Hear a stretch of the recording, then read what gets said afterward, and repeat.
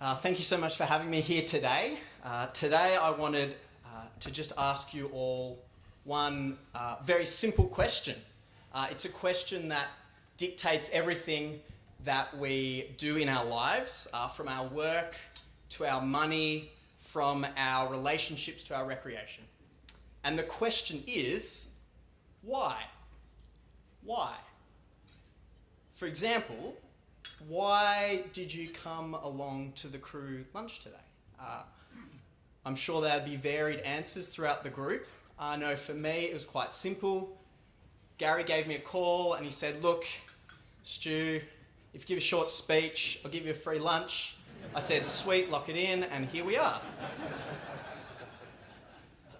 More seriously though, the reason of why is a question that underpins really everything that we do in our life. So I thought this afternoon I'd just take a few minutes to share the why behind my journey with Crusaders over almost 2 decades now, and how God has been at work in that journey. My journey with Crusaders started back in 2001 as a fresh-faced Year 5 student. My friends decided to go on a dirt bike camp, and so naturally I wanted to join them on that dirt bike camp. By the end of the week, I can tell you I knew a lot more than I did at the beginning of the week about dirt bikes.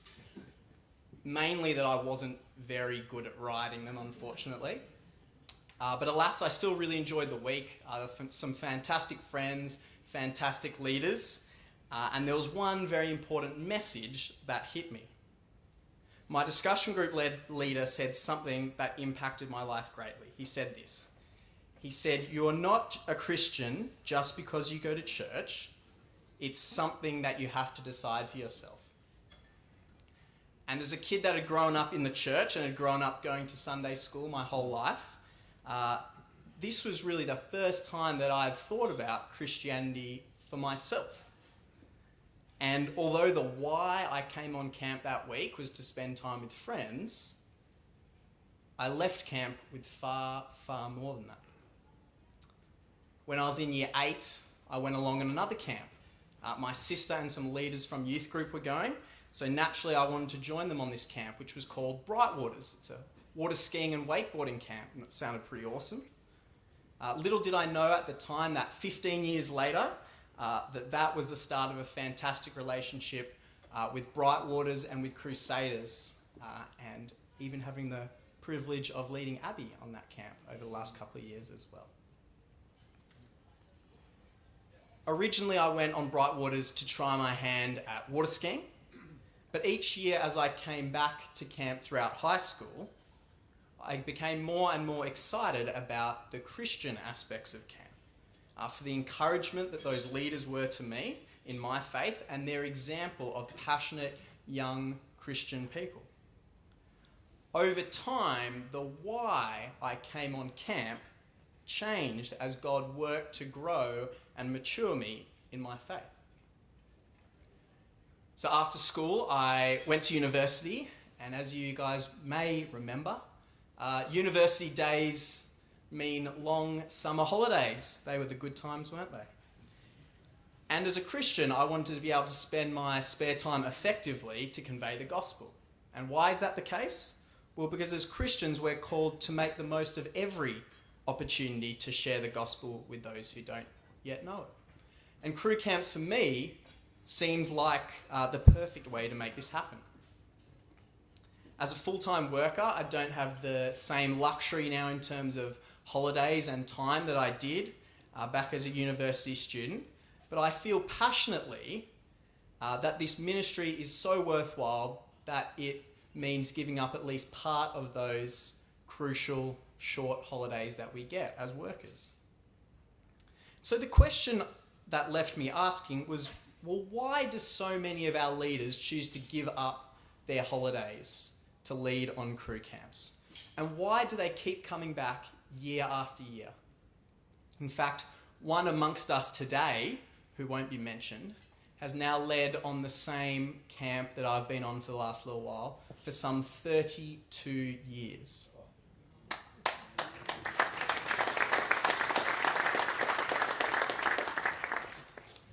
I think the simple answer to those questions is that us as leaders, we see the way that this Christian camps ministry provides a unique forum for sharing the good news of the gospel with teens and kids throughout Australia. I could sit here and I could tell you guys countless stories of campers hearing and responding to the gospel for the very first time.